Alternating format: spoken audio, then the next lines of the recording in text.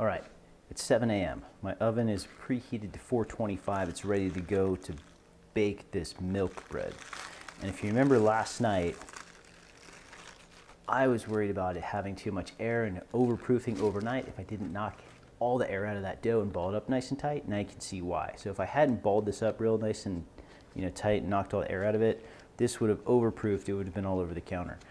So if you think back to the image from last night of what this looked like in the loaf pan, kind of an amazing, doubling, tripling, whatever it did to get to this size.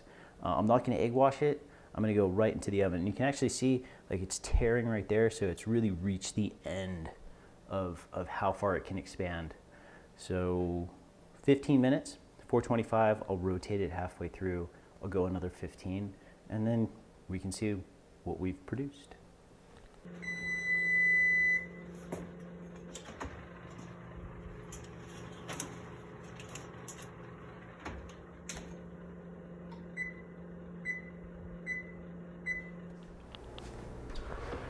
Okay, total cooking time, 30 minutes.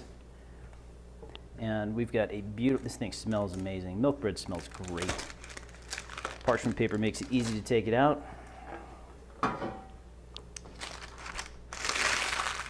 And I'm not gonna get into this right now. That would be ridiculous. It'd be a great way to ruin this bread. What I am gonna do is, yeah, I want to. I'm gonna put it back in the oven with the oven off and just see if I get just a little bit more color on the sides. But yeah, it looks really pretty. It's got a nice shape.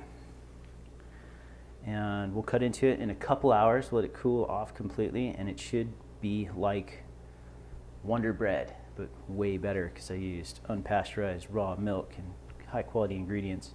Yeah, I'll see you in a couple hours and we'll eat some bread.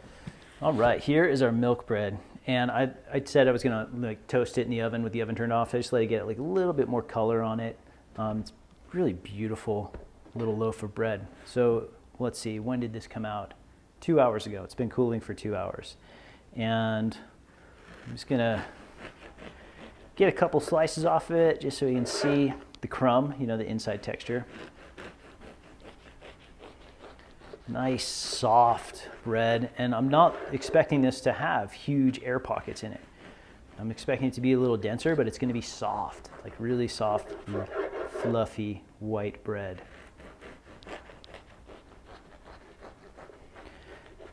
And same with the crust too. I'm not expecting it to be like a really crisp, hard, sourdough crust. So real light, fluffy crumb.